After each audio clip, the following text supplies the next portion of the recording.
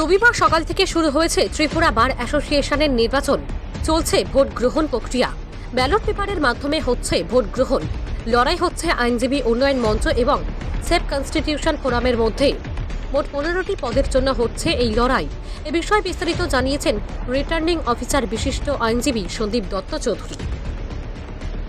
প্রায় শুরু হয়েছে, 4টে বুথে ভোট শুরু হচ্ছে অলমোস্ট ইন টাইম। দুটো বুথে শুধু 5 মিনিটের মতো একটু দেরি আছে, একটাতে 8 মিনিট। তো ভোট স্মুথলি হচ্ছে, আস্তে আস্তে লোকের উপস্থিতি বাড়ছে। তা আমি রিটার্নিং অফিসার হিসেবে যে ব্যবস্থাপনা করেছি, আমি লক্ষ্য করছি যে সবাই যাতে সন্তোষ প্রকাশ করেছে, তাতে আমার একটা আনন্দ যে আমি যে পরিশ্রমটা করেছি সেই পরিশ্রমটা লাঘব হয়েছে, সেটাই বড় কথা।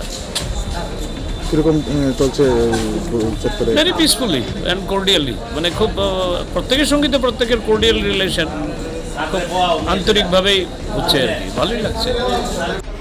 ভালো সাড়া পাচ্ছি এবং জিতার ব্যাপারে 100% নিশ্চিত।